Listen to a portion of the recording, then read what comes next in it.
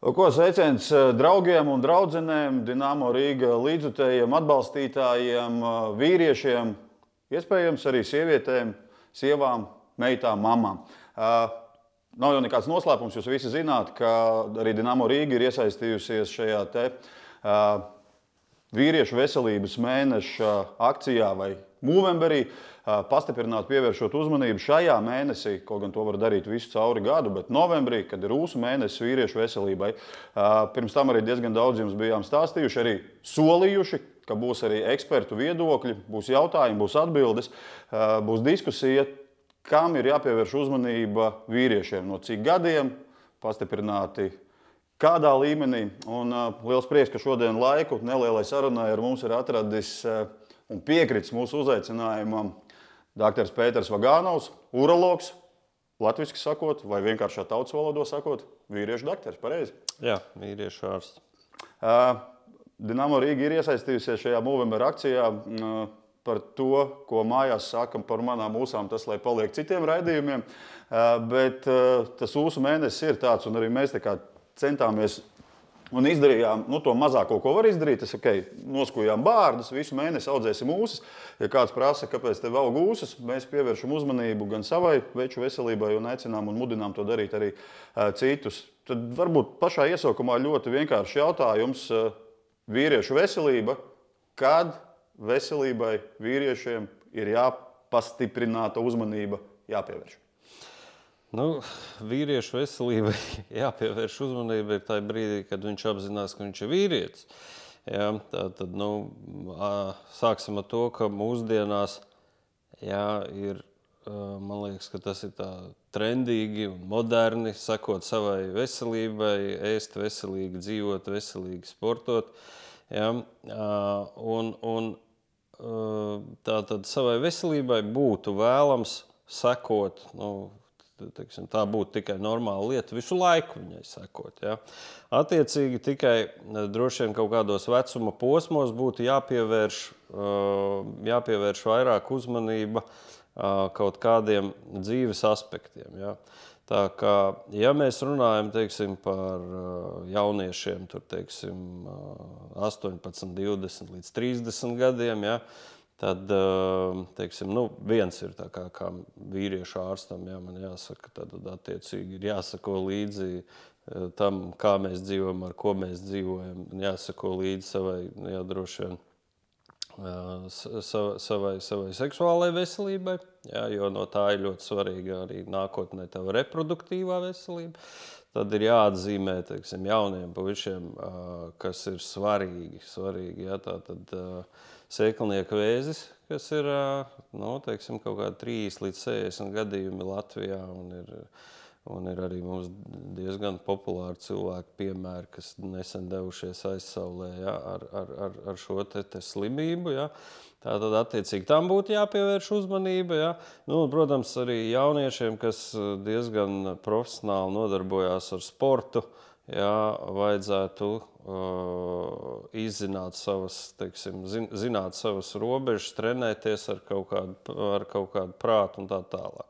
Ja mēs runājam par tādu vecumu grupu no 3 līdz 40 gadiem, bišķiņu uz priekšu, jau šeit jau vajadzētu sākt sekot līdzi tam, ko mēs ēdam, jāsako līdzi savai, jāsāk skatīties, kas mums ir ar cukuru, spiedienu un tā tālāk, lai nebūtu tā, ka 40 plus gados mums jau būtu uzkrājusies kaut kāda hroniska slimību nasta, kas vēlāk, ja mēs runājam tīri par vīriešu veselību, tā jau nav tikai, prostatas veselība vai onkoloģija vai tā tālāk, Bet, lai nebūtu tā, ka ap 40-45 gadiem jau ir, jau kaut kāds stiprs liekais svars, cukura diabēts, paaugstināts asinsspiediens, līdz ar to ir daudz dažādas problēmas, kas nākotnē dzīvē var radīt, kaut kādas problēmas.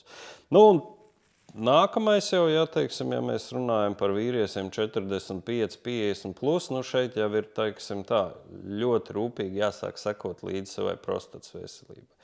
Jo jāatzīmē to, ka, ja tev ir prostatas vēža slimnieks rados, tev jau jāsāk jāpievērš uzmanība jau no 40 gadiem. Un jāatcerās ir ļoti vienkārša lieta, kad prostatas vēzis norit bez simptomiem līdz pēdējai stadijai. Līdz ar to, ja pirmās sūdzības var būt par to, ka tev sāpes mugurā vai tiksim, kaut kāda asiņošana vai vēl kaut kas, tad jau ir bieži pa vēlu. Ja, bet mums ir elementāras asins analīzes, kurā mēs varam noteikti pārbaudīt, ja, un sākot no 45 gadu vecuma būtu vēlams, ja, sāp, nesāp, lai arī cik es esmu veselīgi teiksim, dzīvojis un man nav sūdzība, bet tai brīdī vajadzētu sākt pievērst uzmanību savai prostatai. Nu, lūk, tas tā īsumā par vīrieša veselību kā tādu. Tu uztaisīji tādu gradāciju attiecīgi par tiem vecumiem.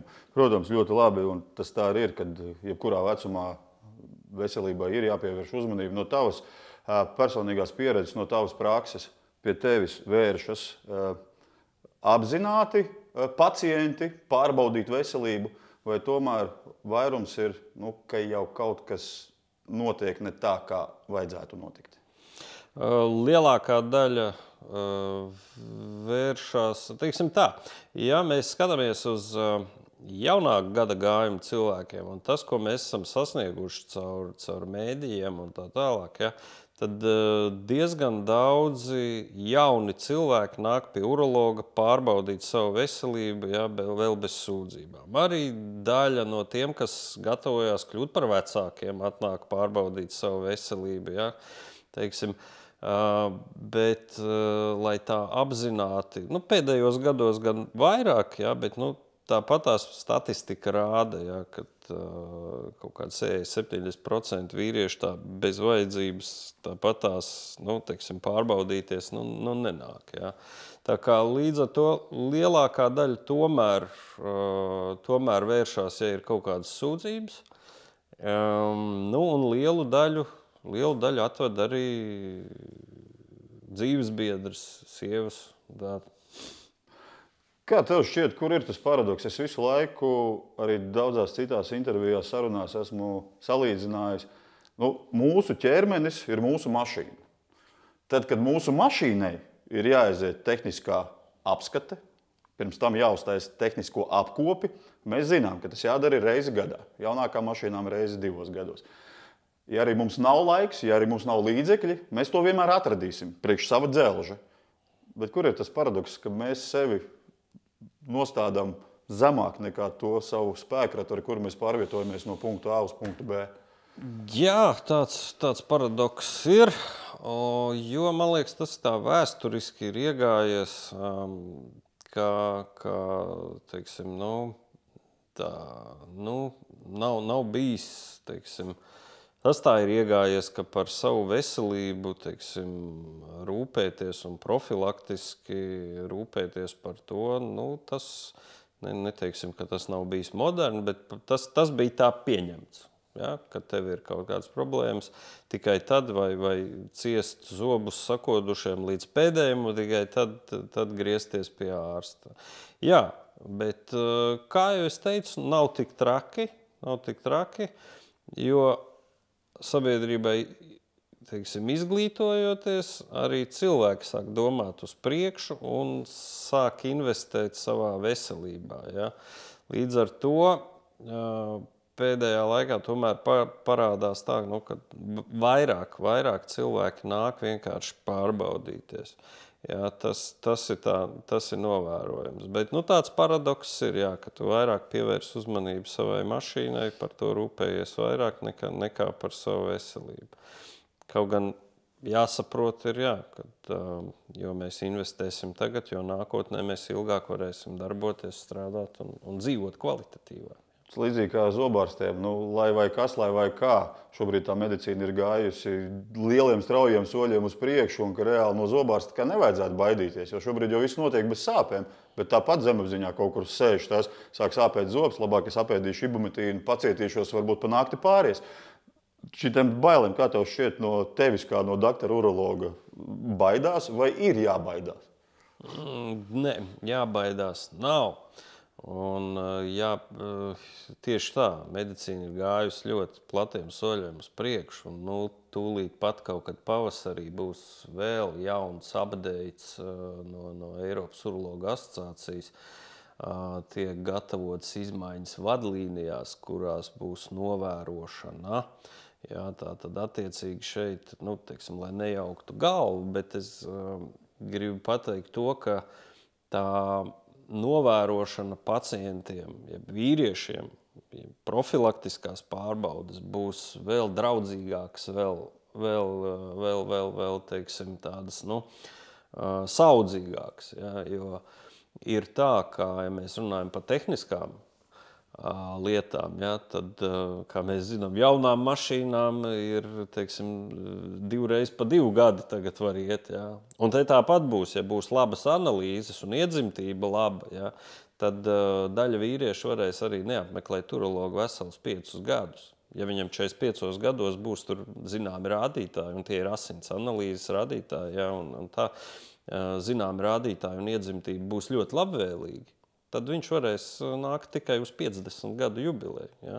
Un šīs te jaunās vadlīnijas tiek atlasītas uz to, lai teiksim, mēs no populācijas izlasītu, ja, tos cilvēkus, kurus vajadzētu pastiprināt, novērot. Ja? Bet, ticiet man, lielākā daļa ap saviem 45 gadiem var atnākt pie urologa, tikai ar pāris analīzēm uzzināt, ka viņam viss ir kārtībā un var iet pastaigāties vēl 4-5 gadus. Ja. Mierīgi visu to stāsti, ka es ļoti ceru, ka mēs aizklauvēsimies līdz daudzu, ne tikai vīriešu, bet arī viņu dzīves biedru ausīm, lai tiešām iedrošinātu to, tāpēc, ka arī jau iesākot šo Movember akciju, arī sociālajos tīklos es solīju, ka būs sarunas un izskaidrojumi ar sfēras speciālistiem. Un vairāk jau, protams, ka sievietes, sievas, draudzenes, meitas raksta attiecīgi komentāros, ka jūs solat, bet tiešām pastāstiet, kas tas ir, tāpēc, ka liela daļa aiz neziņas nenāk un nepārbaudās. Pavaram to priekškaru vairāk vaļā. Ko tu darīsi ar mani, kad es pie tevis atnākšu? Jā, pilnībā piekrīt, jo es arī gadu no gada, kaut kādus 3-4 gadus atpakaļ, man likās, cik es varu vārīties katru gadu vienu un to pašu, un cilvēkiem jau droši vien, ka tas ir apnicis.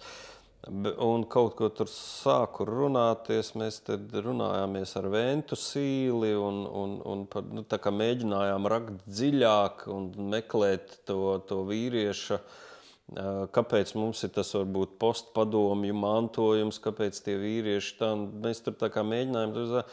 Bet tad, kad mums bija zikurātā diskusija, bet tur bija sapulcējusies tāda apmēram 45, 50 un 60 gadu veca kungu publika, ja mēs sākām diskutēt par tādām augstiem plauktiem, par vīriešu saslimības tā, tad mēs atgriezāmies, nolaidāmies līdz brīdim, kad es redzēju, ka tajā publikā cilvēkiem pavisam citi jautājumi. Tieši tā, ko tu man uzdevi.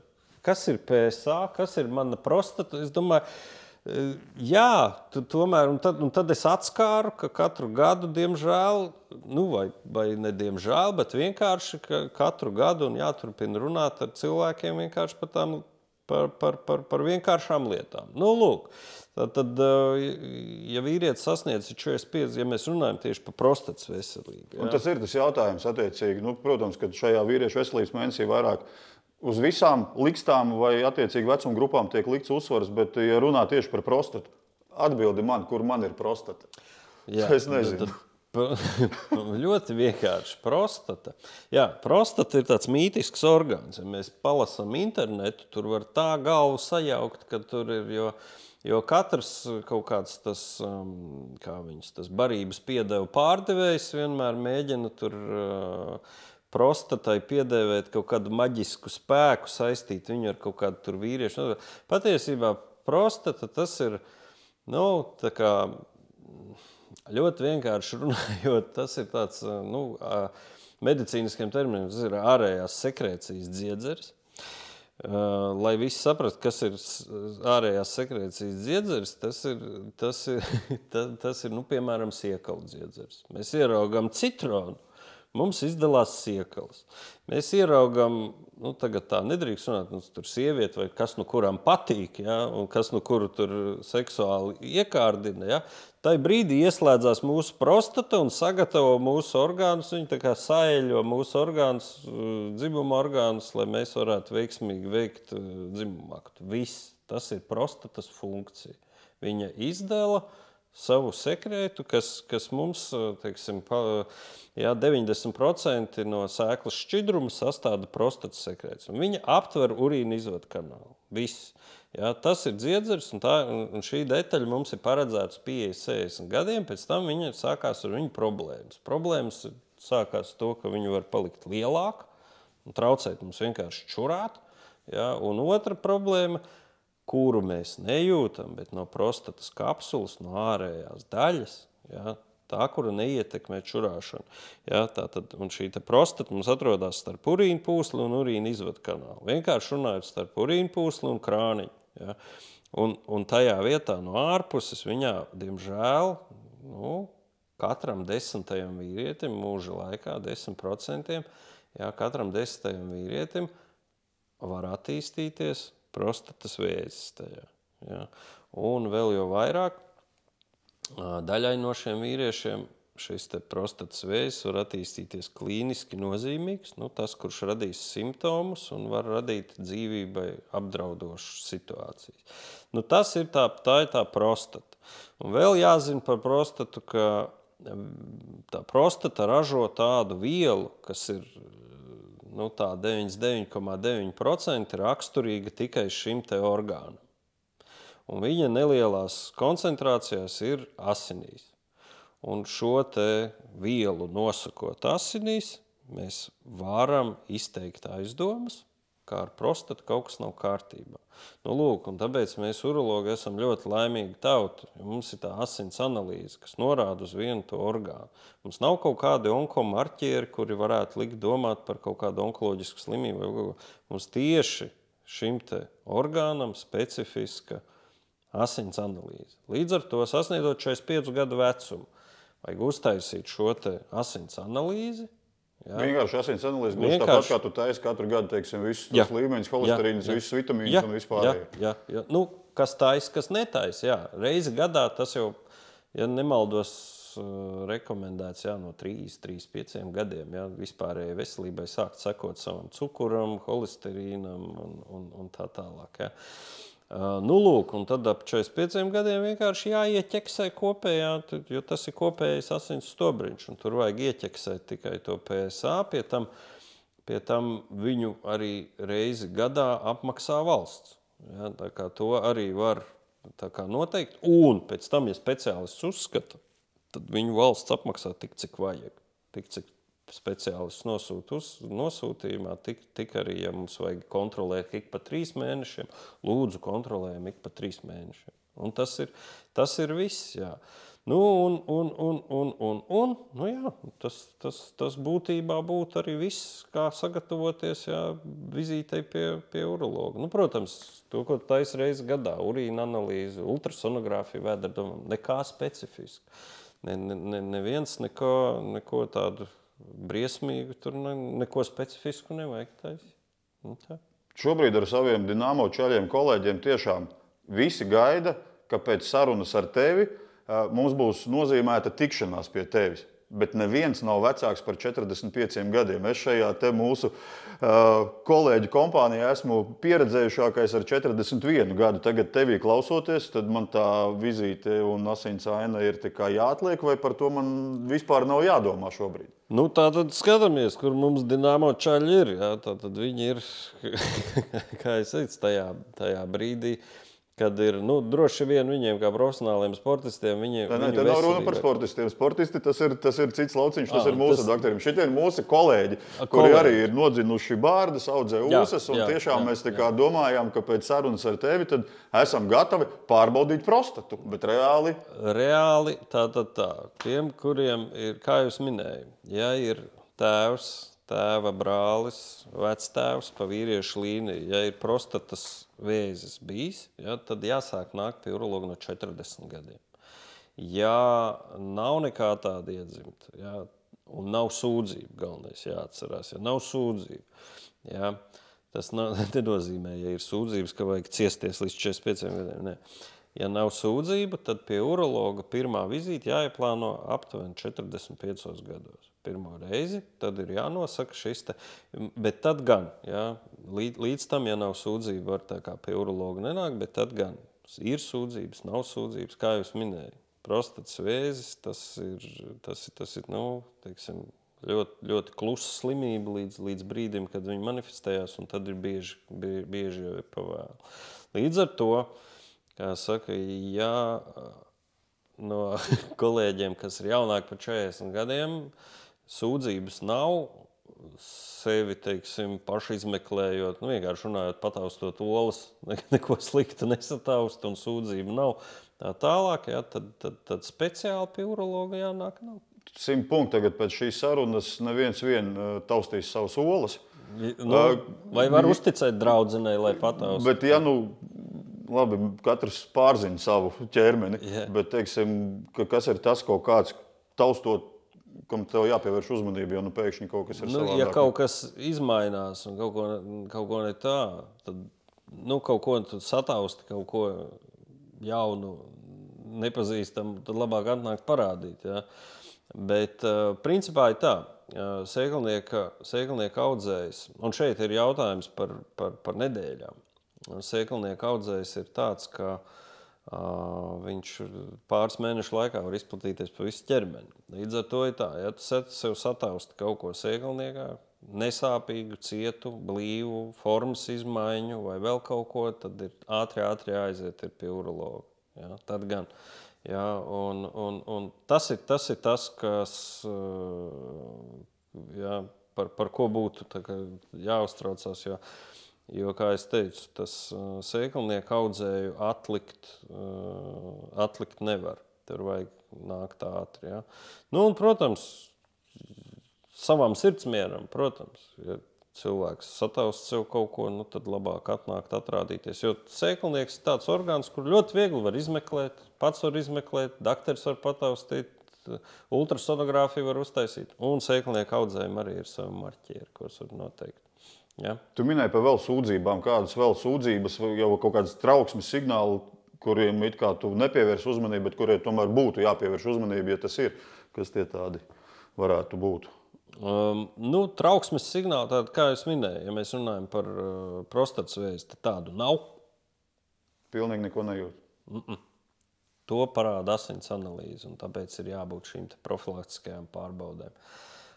Bet, nu, sūdzības kādas, nu, teiksim, jauniem cilvēkiem, ja, teiksim, ja ļoti vēlams reiz pa reizei, jautājums ir, kāda tev ir seksuālā dzīve un tā tālāk reiz pa reizei pārbaudīt seksuāli transmisīvās slimības, jo tā ir liela problēma pēc tam, teiksim, auglības jautājums un tā tālāk. Nav noslēpums, ka vīriešu šī auglība gadiem krītās. Ja. Tur ir jāņem vērā visādi toksiskie, ilgstoši mūsu piesārņotā vide un tā tālāk. Sēklas kvalitāte ar katru gadu krītās un krītās. Ja. Tādā ziņā mēs tev esam lieli malači.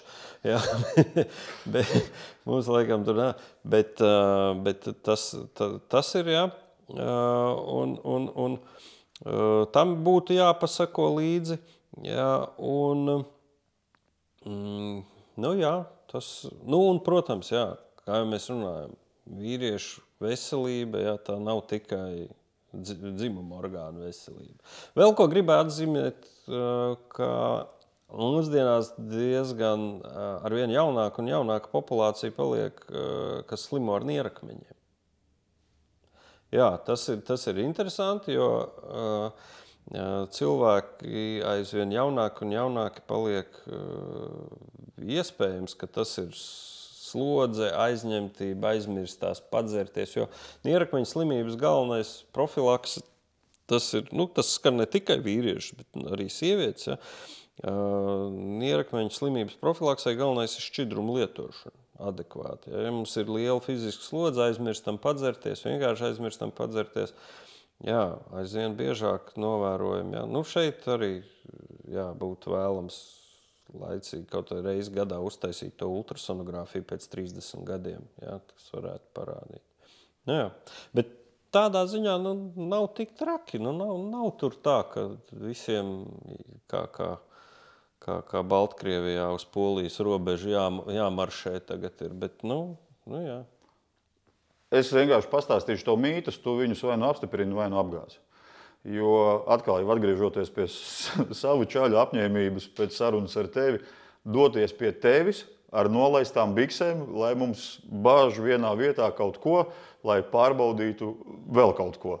Nē. Tātad, pirmkārt, Kad tas notiek? Kā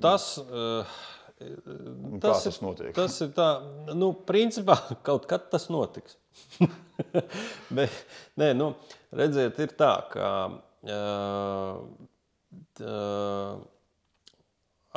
teiksim, ja mēs sākam noteikt to, pieņemsim to PSA, to asins analīzi, ja, tur, teiksim, ap 45 gadiem, tur pēc gada nosakam, vēl pēc gada nosakam, mēs jau zinām, pieņemsim, ka tā analīze mums nemainās un tā tālāk.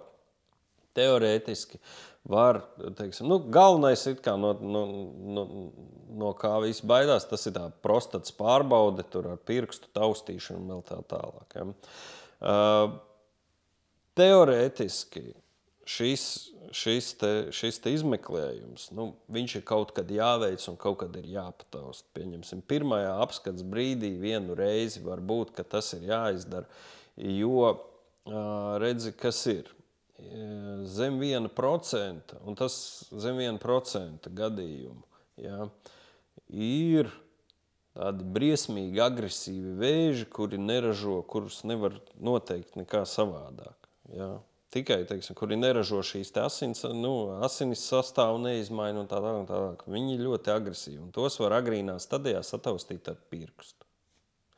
Rezultātā, tomēr kaut kad ir jāpatausta. Protams, to nedarīs nevienam zem 40 gadiem un tā tālāk. Un, piemēram, ja tur cilvēks būs rūpīgi sekojis un tas PSA nav gadiem mainījies un tā tālāk, tad to nedarīt.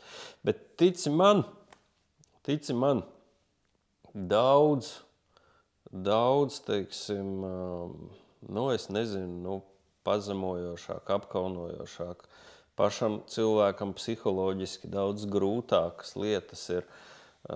Tici man, daudz dzīves kvalitātes, ka tev tur vienreiz pa 5 gadiem pataustīs prostatu, ja,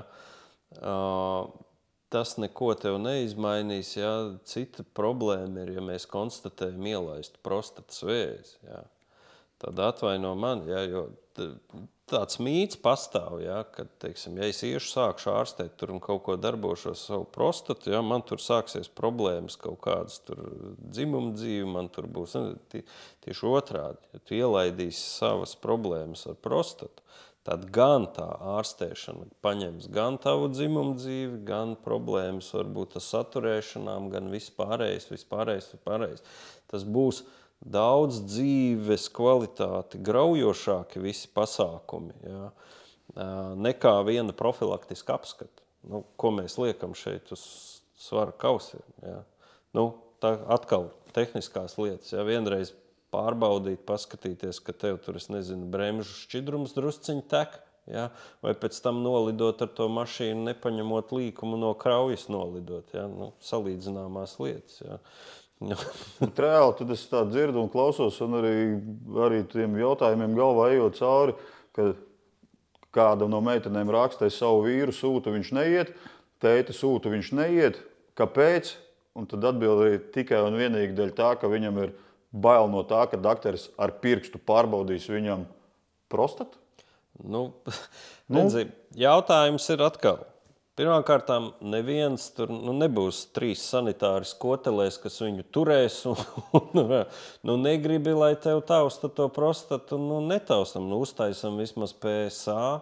Jā, gala beigās, ja tev ir rocība un laiks, jā, varam uztaisīt magnētisko rezonanci tai prostatai, apskatīties, un ja tur mums rodās aizdomas, tad mēs varam tur tālāk skatīties kaut ko. Jā. Bet ja būs visas analīzes labas un tā tālāk, negribi tu to apskati, Neviens jau nebruks virsū. Es ļoti ceru, vismaz man tu esi atbildējis ar lieliem teikumiem un vārdiem arī tie, kas šo visu skatīsies un dēļ sava vīriešu pašlepnuma nav vērsušies pie speciālistiem kā tu, ka to tomēr izdarīs. Labi, vēl viens mīts, par prostatas masāžu. Ka tas uzlabo prostatu un mazina kaut ko vai palielina kaut ko vai šo te mītu patiesību tu vari nedaudz pašķetināt. Tu no viena grāvi otrā. Tikai saka, nevar pieskarties un tagad varbūt, ka tas ir tomēr ļoti, ļoti veicinoši labi. Ja nopietni